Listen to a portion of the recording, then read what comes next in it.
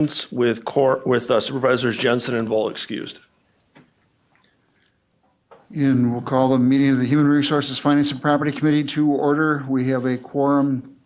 Supervisor Poole is excused. Supervisor Hart is coming, will be late. We'll move on to the next agenda item, a Pledge of Allegiance. I pledge allegiance to the flag of the United States of America and to the republic for which it stands, one nation, under God, indivisible, with liberty and justice for all. Next on our agenda, we have public comment. Didn't have anybody approach me prior to the meeting. All right, we will move on to item 4, operational functions required by statute, ordinance, resolution, or policy. 4A, items for discussion and possible action by HRFC and infrastructure to forward a county board. Item number 1, consideration of offers to purchase properties in the village of Cronywater, specifically 147-2707, 022-0968, 145-2707, 022-0969, and 145-2707, 022-0958, potential locations for a relocated county highway facility. I'm going to turn it over to Mr. Griesbach.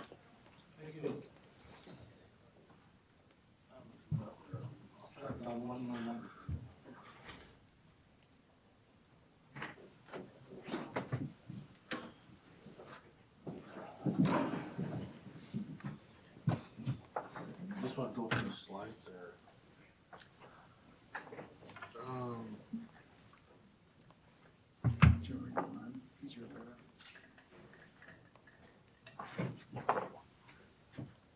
Thank you. So we've discussed a few times about different areas for our property. We've also discussed the value of our property, and Supervisor Dickinson wanted a side-by-side comparison. So I got a short PowerPoint here. Noah Phillips is in the back of the room. He is with Phillips Appraisal, who worked with us on coming up with some of the values of our existing site, so we can see what our existing site is around. So the first thing, again, is just a reminder of our building. Now, this site, I'm calling 8.39 acres. A few of that is on the north side of the track, so it's really not part of this.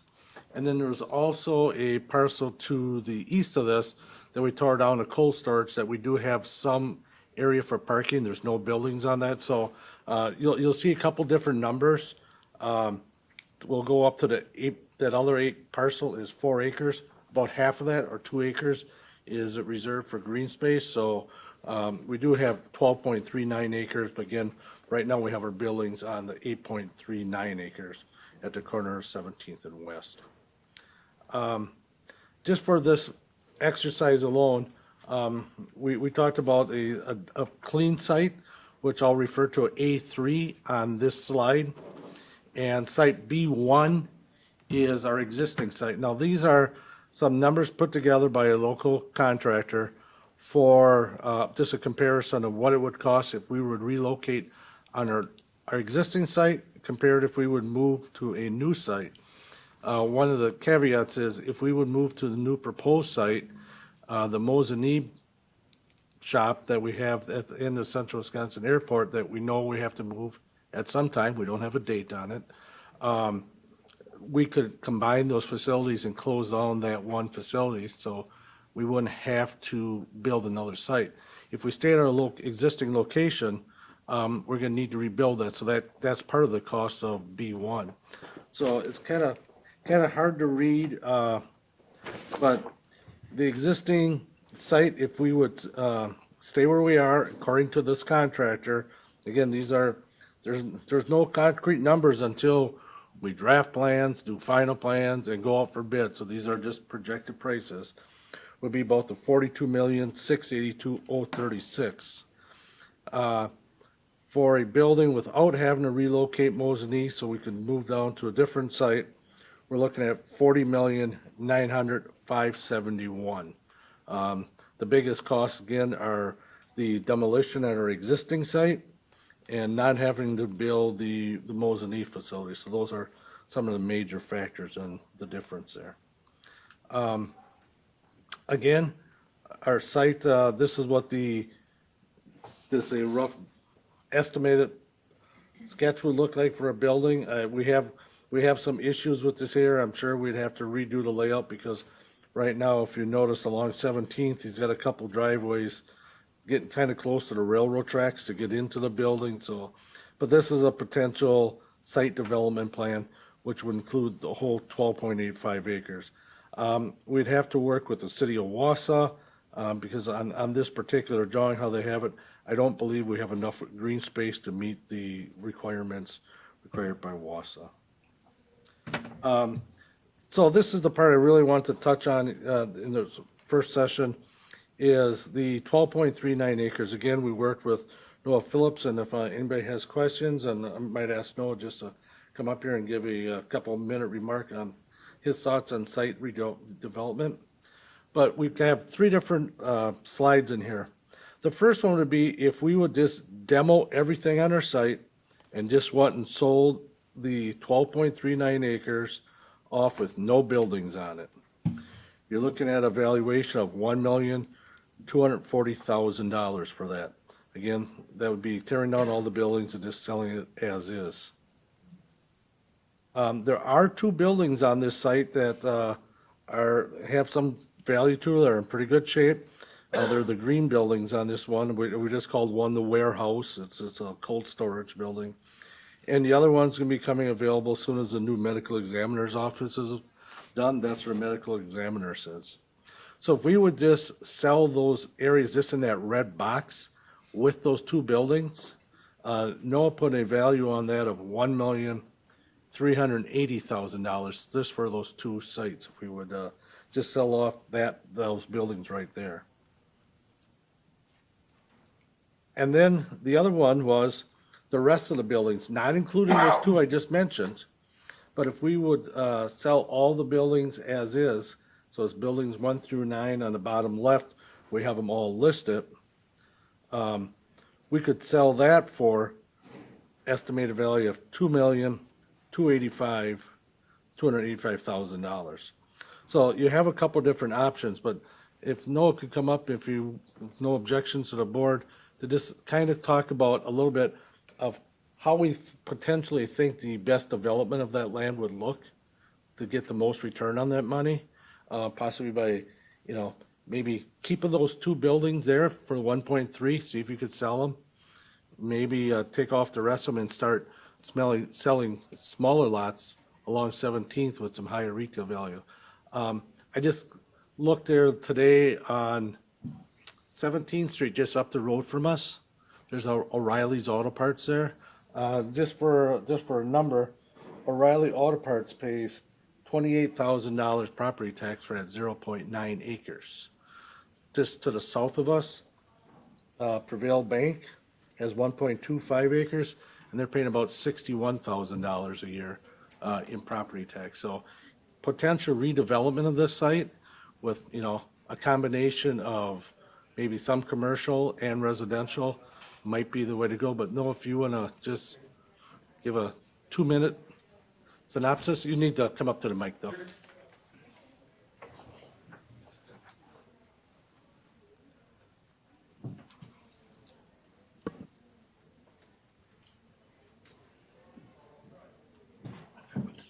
Yeah, absolutely. Yeah, and I'm Noah Phillips with Phillips Valuation. Just to recap a little bit, so we did 3 different appraisals for 3 different scenarios. And the first one was if we stripped every building off that and sold it as development land as one piece, as 12.39 acres. You'll see that if in that report, the average is about $100,000 an acre for that saleable land if everything was raised. What Jim is getting at here is if that property was for sale, that 12.39 acres is quite a large parcel for one individual person to take down and develop. Even if a developer did take that down, what they would likely do is create many smaller lots, especially along 17th, where that frontage along 17th would be significantly more valuable in smaller lots. Not that it's a direct comparison, but if we look at the southern end of Rib Mountain Drive, where Jiffy Lube, Dollar Tree, Taco Bell, Culver's, those all sold at between $7 and $12 per square foot, which is hundreds of thousands of dollars per acre. If we move to a smaller site along, so if you kept a smaller site along 17th and then another smaller site for higher density development along West Street, that would not quite be as valuable as along 17th, but would still be much more valuable individually than the aggregate 12.39. The way that we broke it up kind of internally, it doesn't show up in the reports, but if we were looking to maximize the value of the vacant land, if these existing buildings here, 1 through 9, really you'd be looking at trying to develop high density along 17th, higher density along West, and then potentially multifamily behind that, between, say, the tracks and West Street. We haven't put dollar amounts to that. We can build out a spreadsheet pretty easily for that, but it would be multiples of the value that is estimated in these reports. Do you have any specific questions? Mr. Chair, if I can just add one thing. I think, again, Jim teed it up very well. This was one of the areas you asked us to look at following your last meeting. What could be the redevelopment opportunity? And I think my big takeaway from reading Noah's reports and speaking with him briefly is it's that strategic piece. If the decision is made, and this is a later, Yep. and this is a contingent decision, and I know that you have a lot to get through in this meeting, but if the decision is made by ultimately the county board to relocate, my takeaway from the conversation with Noah is just that last piece. It really opens the door to how strategic do you want to be to accomplish a couple of goals, and you might have a different strategy based on what those goals are. If it is to maximize future valuation, he kind of walked you down a little bit of that path, as opposed to if it's simply maximize return on your initial divestment of that property. Again, all those things are contingent not only on moving, but also amending your West Side master plan. But just wanted to put that out again. We tried to follow through on the direction you gave us, which was, okay, if we do leave this site and you do decide to amend the West Side master plan, what are the options available to you? And one of the reasons why we did the 3 reports the way that we did is we got into the kind of the rabbit hole of, okay, if we were to redevelop this, what does that look like? Well, the variables and the possibilities are really endless. It's currently zoned industrial, so there would need to be rezoning that takes place. The ask was also, if we were just to look at this as, say, a multifamily development site, how many units could we put on there? And really, that's up to the city of Wausau from a zoning density standpoint. Sure. Thank you. So there's a very active railroad track. How does that impact the, comparisons when you're looking at what's on Rib Mountain Drive versus here? And then maybe a question for Randy would be what would you have to do to put housing on that to protect from that railroad track? Because it seems to me the west side, or that West Side battery facility that's going up had to have some pretty nuanced things there. Is it even feasible to put housing on this lot? Really, when it comes to that, there's a lot of different things from a legal and requirement standpoint that would have to be fleshed out when it comes to that. So we've seen. One of the examples that I had talked to Jim about is we've seen in Appleton where they have developed along a rail station near a park, and they put a footbridge over with some green space and a wall, obviously, to do that. So we've seen other municipalities deal with that and be able to do that. But again, every situation is different, and what would be allowed or approved here is up to you. I think using the word feasible, yes, it's feasible. There's additional considerations that have to be taken into account with any type of railroad or obstacle like that.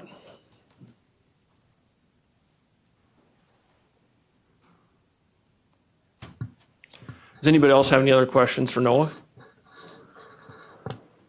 Well, thank you, Noah. If we have any questions, we'll call you up. Thank you.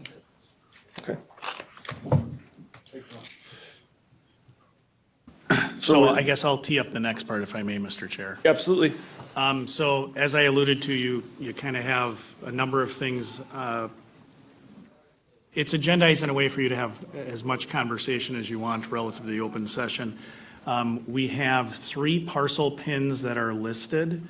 And in keeping with the intent of your board rules, we listed those anticipating we would have offers to purchase that we could include in your packet on each of the 3 pins. As you know from reviewing the packet, there's 1 in there, and that is the offer to purchase with respect to the first parcel pin. And Jim can walk you through the price that is relative to that first pin. With respect to the second and third parcels, those are owned by a single entity. We received the offers to purchase on those this morning. In all honesty, Mike and Jim have had the opportunity to look through them. I have not. But nevertheless, we'll give you as much information as we can on those. And I think the threshold piece, again, is relative to price. So if we start with that first parcel pin, I think, Jim, if you can tee it up with. So the first parcel is a pin ending in 0958. Is 6.17 acres.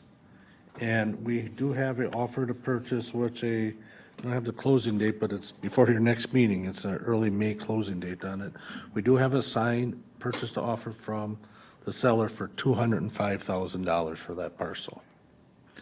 The other 2 parcels, the ones ending, I don't have them in front of me. The other 2 parcels would be, a larger parcel is the 8.167 acres. We have an offer to purchase for $401,183. That parcel is set on price. There's no negotiation with the seller on that. That is a set price. The smaller parcel, which is 3.868 acres, comes in at $189,352 for that parcel. So those are the parcels we have today for open session for your consideration. Those parcels give us about 18, I can add them up real quick, about 18.25 acres. We're hoping for a little bit more, but those are those parcels right now that we would have offers to purchase for consideration today. And if I can just elaborate on the parcel size, so going back to your packet, you have Jim had pulled up what we referred to in the spreadsheet and in the packet itself as site B1. If you were to redevelop our existing site as well as to the extent we can utilize as much of the remaining parcels from your previous acquisition of the cold storage facility and the relocation of the medical examiner's office, you're left with 12.85 total acres, which of course, some less redevelopable land based on the green space rules we have within the city, as I understand it. So essentially, 50% more land at the proposed site with those 3 parcels. Those are contiguous, the ones in your open session discussion. Jim, I don't want to put words in your mouth, but in our conversations, kind of like Jim said, it's enough. It certainly allows for a better development and better flow than we currently have on our current site. Access is, it's in a good location for access. You want to talk through some of those things? The access, I know Supervisor Dickinson had some concerns on that. We worked with, as long as we had them, we working on some other stuff. We had JT Engineering who's doing a couple other studies for us. We had them look at that. I just received a memo here like half hour ago from them saying that they feel because right now, one of our concerns is access. But we have, Quick Trip has multiple driveways, we have multiple driveways, the school bus company and the street. So there's, I believe, like 5 different access points all within about 500 feet of one another. We would just have our single access down there, or our access to our site, 2 driveways. And both Kevin looking through it and going through JT Engineering, they feel there won't be any access issues. We do have enough land down there if something would ever happen, we could put in what's called a twiddle lane, kind of like a left turn lane if we would ever have to do something in the future. But until the volume of traffic would increase down there, that would not be a concern. Again, the parcels, if you add them up, is 18.205 acres. Again, if, just for comparison's sake, we looked at the Eau Claire site last time. They have about 23, 24 acres on that site to lay it out, but we can look at those at a later time. And again, just to recap kind of the offers that are before you, we'll start with the one that is in your packet, is $205,000 for that parcel pin that Jim referenced, $400,183 for the other site, the larger of the two, and then $189,532 for the second, and I can quickly add those up. 18.205. Oh, for mo. So that's the acreage. I'm talking the total purchase price just for those three then would bring you to $794,715. Now, as Jim said, and as referenced in your closed session discussion, there are other contiguous parcels that are adjacent to the pins that are referenced in your open session discussion that would give us more opportunity for future expansion and potential redesign. But we have worked diligently to try to bring you those offers to purchase. I fully appreciate that two of them came in today. I haven't read them. Getting some direction on what additional time you need. You do have your board meeting coming up, as Jim alluded to, the offer to purchase we have that's in your packet expires in May.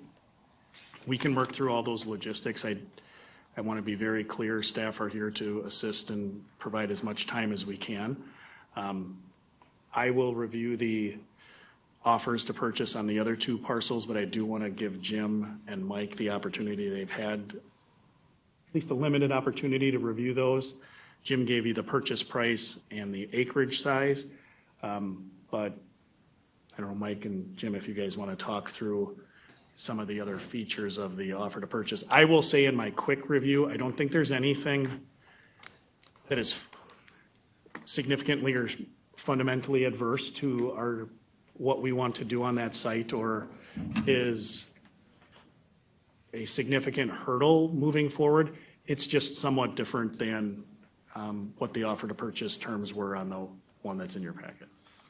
I guess the biggest thing, and Michael read it more than I was out of town, but one thing, when I had talked to the owner, they wanted to have a contingency to have first offer of refusal if we want to ever sell it again. Instead, they changed it to have something in there, Mike has the wording, but basically they said it needs to be sold for residential use only. Non-residential. Non-residential use only. Can I ask for staff to, if we can pull up a map and just clearly show which properties we're looking at? And while he does that, I'm just, Doing that. Chair Gibbs had a question, so as Jim's pulling that up. So I guess the question that I have refers to the potential at some point of relocation of that Mosinee shop that's used in the wintertime.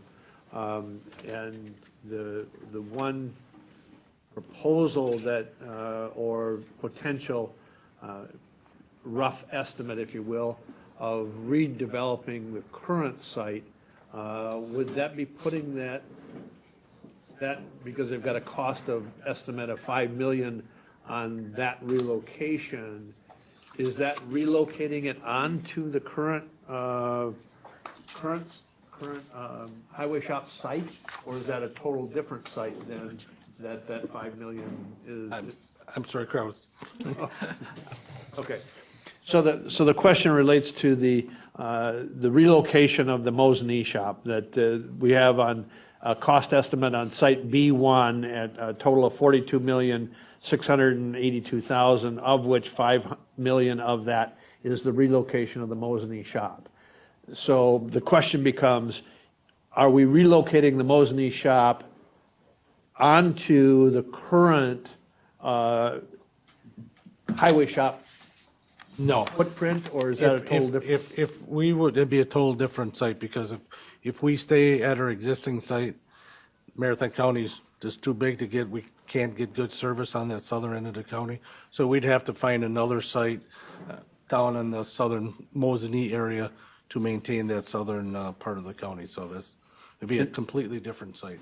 And so then the follow-up that makes, to me, a logical question is, if we were to look at the 18.25 acre site that we're talking about on the 3 parcels that we're talking about, would the Mosney shop or the Mosney salt shed area, would that be relocated on, would there be enough on that 18 acres to relocate that? Yes, we would move it to that 18.205 acres. Again, it's going to be tight, but we can get it there and only have 1 campus to maintain instead of well, actually 4 campuses instead of the 5 campuses. All right, thank you. So the site we're referring to now, the parcels, would be the site right there. Which, so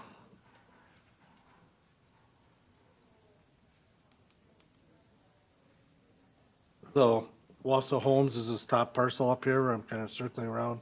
Now, the RV places in there, they do all their work. Power plants on the opposite side of the road. So this is the first pin of 0958. This is the second pin, the larger parcel at 8-point-some odd acres. And this would be the 3 point. So if we would combine those parcels, we still have this little guy in the middle of this. We haven't discussed him at all. But these 3 parcels that we're looking at, that we have offered to purchase, gives us 18.205 acres. Thanks. And Jim, I mean, I think it makes sense. We have the closed session coming up, but not to jump to that. We can go through, I don't think it's a surprise to anyone what other adjacent parcels we're going to be talking about and their total acreage. We will, after conferring with Corporation Counsel, you'll have the opportunity to decide if you want to make a closed session motion to talk strategy with respect to those offers to purchase. But Jim, do you want to click on those adjacent parcels and kind of talk through what is that total then acreage?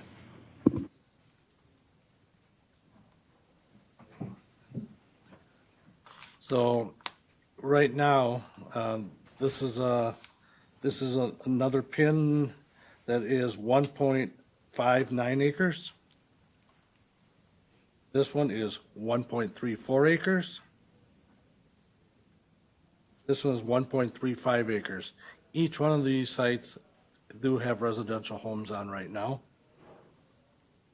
And this site is 1.39 acres that has a shed that half the roof is collapsed in, so it's out there. I have it in my next set of slides, I don't have it in front of me, but if we would get all those plus this parcel, we're looking, I believe it's give or take about 24 acres of total development, which would get us right where the consultant that told us what we need for a existing site. So we'd have some area for laydown, we'd have some area for storage. Right now, I don't believe if we buy the 18.2 acres, we'd have enough to make any storage. So we kind of be in the same boat we are right now at our Wausau facility. If there's a major washout on the weekend or we need to do something in a hurry, we have no room for spare gravel, culverts. Those other parcels will allow us to have some material for emergency situations. And probably a good time to transition, I'm sure, in a number of your minds. You're thinking, okay, what about zoning? We just talked about residential. You want to talk through the 3 parcels? And Chad from zoning is here. I had him here in case he been talking to Peter from Cronewetter, but I do have a letter from Peter stating that the parcels that we bring forward today with the offer to purchase are all Zone B3, and utilities are on that. We consider a utility. So those parcels right now, along with this parcel are already our zone B3 commercial, but did you just want to get into, Chad, real briefly about the, what they have in there, that how zoning is set up, that residential, how that falls with utilities, how that works? The other thing is, Chad, coming up is, I also did check with the village on water.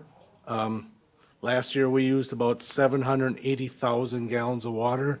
I told that, so we're gonna need between 800 and 900,000 gallons of water. They assured me that that would not be an issue.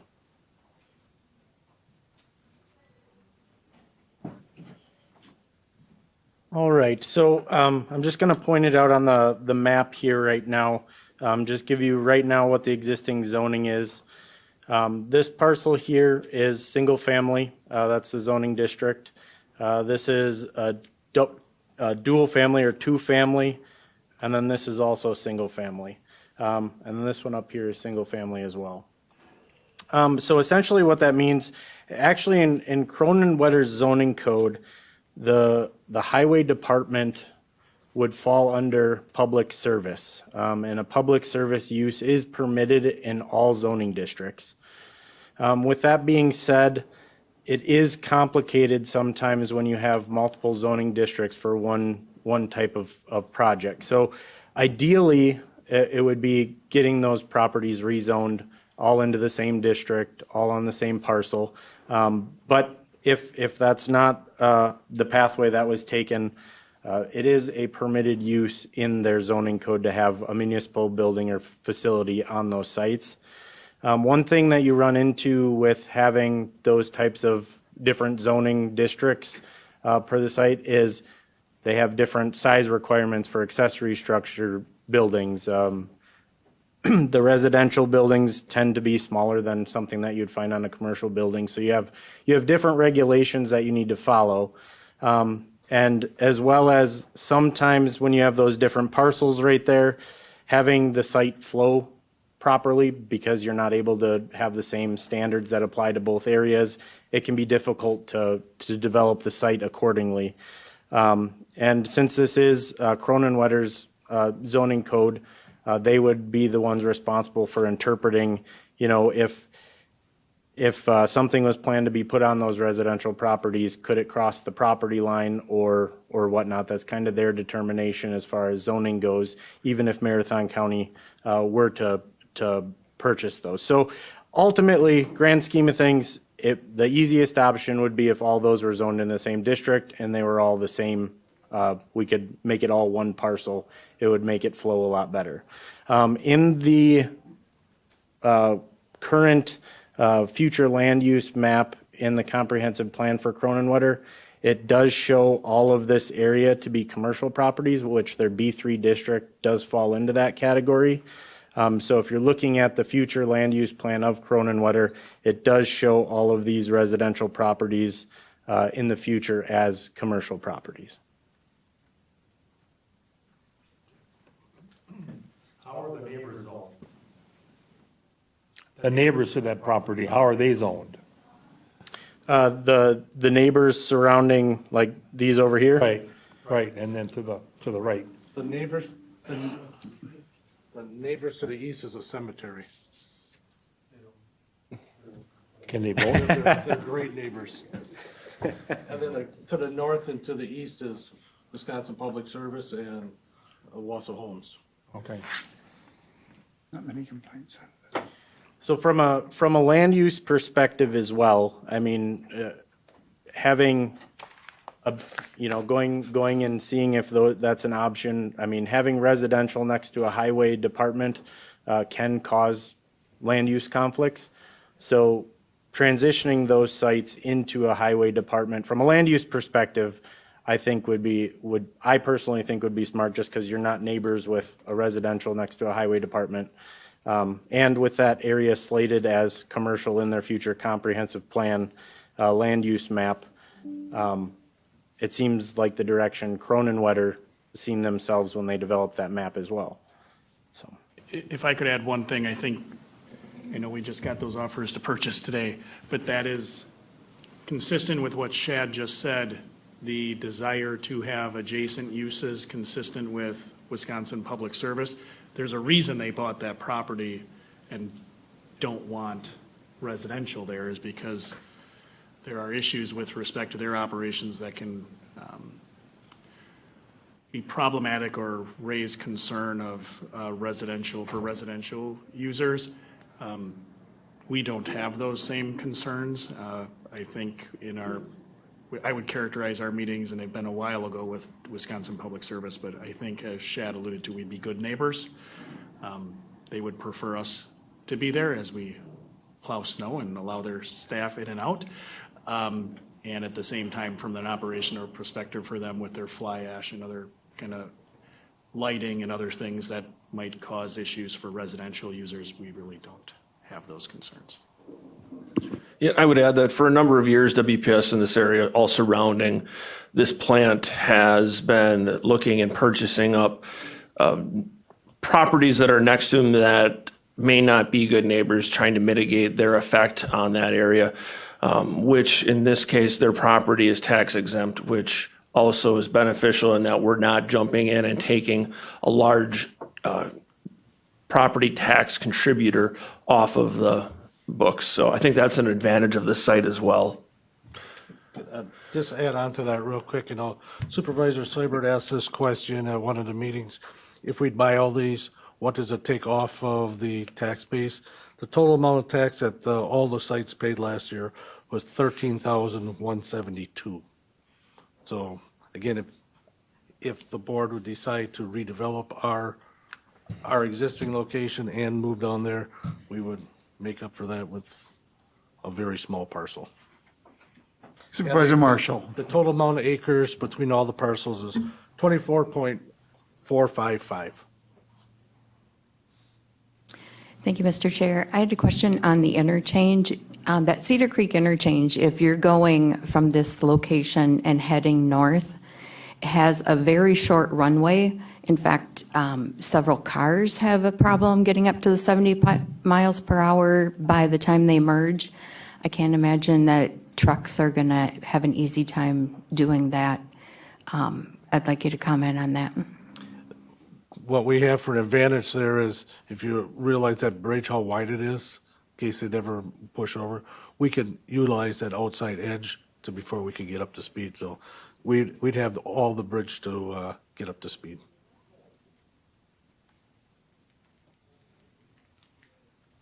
Are there other questions relative to this? Supervisor Dickinson. Go ahead, Supervisor Dickinson, or Vice Chair. So along those same lines, that is the only interchange, correct? I mean, it's the closest interchange. There's another one a little bit north, but there's really nothing south for a distance. Is that correct? This would be the interchange that would get used, I would imagine. This is the one that you're going to use, which is, That would be the only interchange we'd use. We would not travel south of this. Coming out of the driveway, we would not take a left turn, so it'd be all okay. going to the north. One of the, backing up with the question with congestion is, when Wausau Homes is there, they would bring in homes out of that area, and they made it.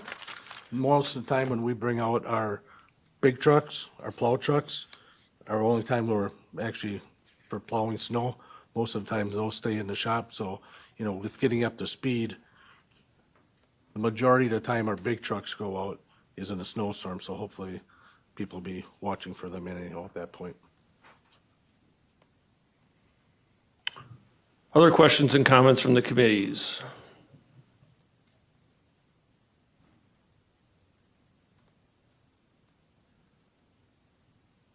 So do we want to deal with these separately? Do we want to deal with the three parcels that are before us? Or do you want to have the discussion about the entire site and then come back and deal with this? I'm looking at Mike from a legal perspective. I mean, I think you've agendized both items. The public has noticed that you're going to be talking about all of these parcels. I think you could handle it either way.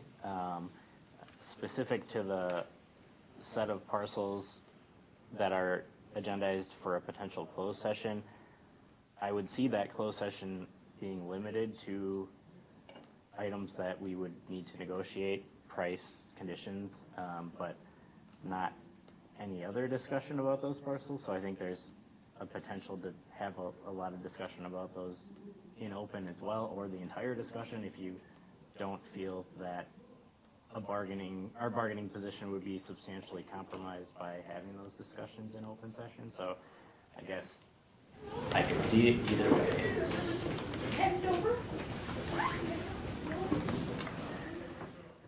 I do have 2 slides that might be helpful for the closed Chair session. Gibbs. Maybe a corporate counsel process question. So if we went into closed session to discuss the potential of negotiations and strategies on the parcels that are listed for closed session, could we then return to open session and take up a discussion on item 4A1 after the closed session? I think that would be in order, particularly, you would essentially be deferring action on that until you took the next item up. We take things out of order quite often, so I think that would be fine.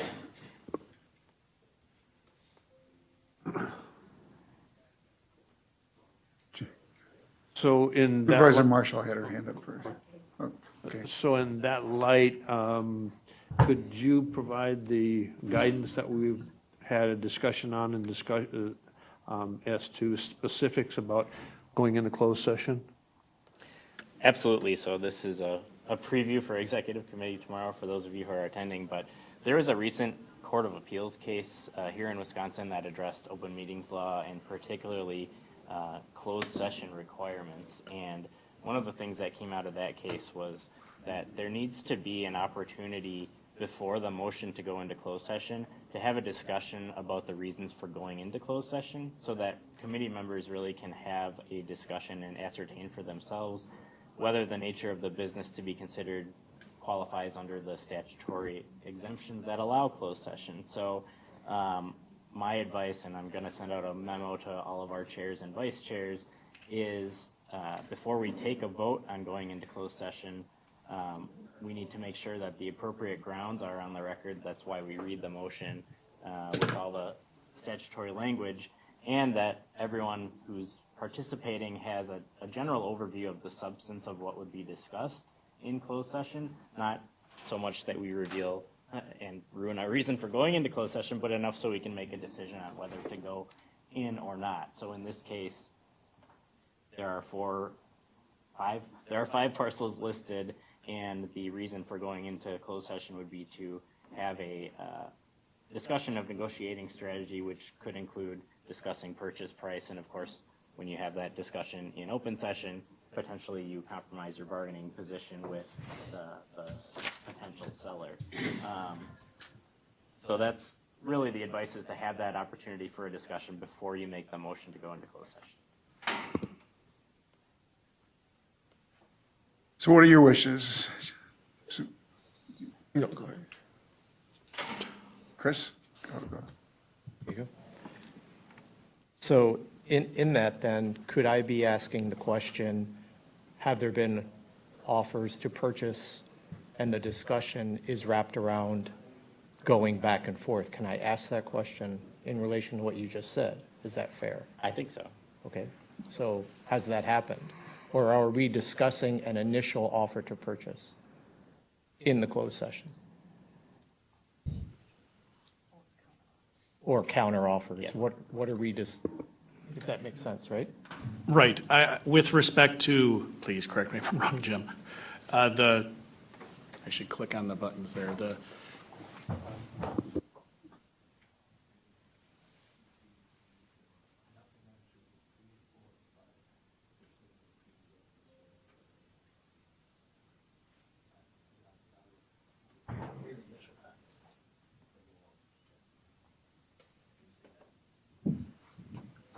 Right, Jim and I will take this, but with respect to your question, I want to make sure I understand it. With respect to this parcel here, we have had no contact, or our representative has had no contact with respect to these 4 parcels along the bottom.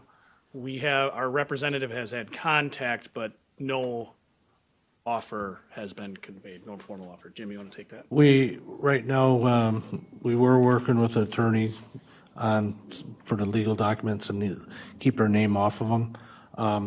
So our representative, I haven't talked to her since Monday, unless she made contact with them yesterday or today.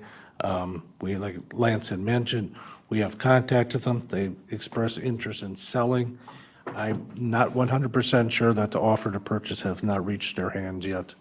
But if not, it's sitting at the attorney's to sign and to be there. So I would anticipate if it's not there, it's going to be in their hands this week.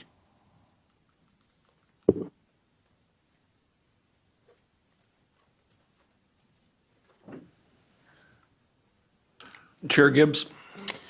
Well, thank you, Mr. Chairman. Well, with that, I guess I would like to make a motion, the committee may consider a motion to go into closed session pursuant to Wisconsin statutes 19.85, parent 1, parent E, for the purpose of deliberating or negotiating the purchase of public properties, the investing of public funds, or conducting other specific public business whenever competitive and bargaining reasons require a closed session, to wit, to discuss the negotiation strategy for the purchase of parcels 145, 2707, 022 0971 0973 0970 0975 and 0957 in the village of Croninwitter as a potential location of relocation to the county highway facility. Is there a second from the HR Finance Committee? Seconded by Supervisor Marshall, Vice Chair. Do you want us, should we do the roll call on this committee first? All right, clerk will call the roll for the HR Finance Committee. Supervisor Robinson? Aye. Supervisor Marshall? Supervisor Hart? Supervisor Lemmer? Gibbs. And Supervisor Gibbs? Aye. That motion carries. Look for a similar motion from somebody on the Infrastructure Committee, if you would be so inclined to read that out. Go ahead, or Vice Chair Dickinson.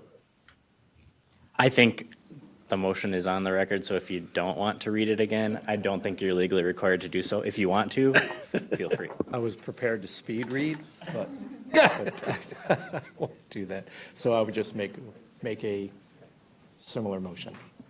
So we have a motion from Supervisor, or Vice Chair Dickinson, excuse me, to go into closed session as agendized. Do we have a second from a member of the Infrastructure Committee? Supervisor Soibert, thank you. We'll ask our clerk to call roll. Chair Pfeiffer? Aye. Vice Chair Dickinson? Aye. Supervisor Gisselman? Supervisor Hardinger? And Supervisor Soibert? Aye. Supervisor Vol is aye as well. Thank you, and we will move you to the lobby.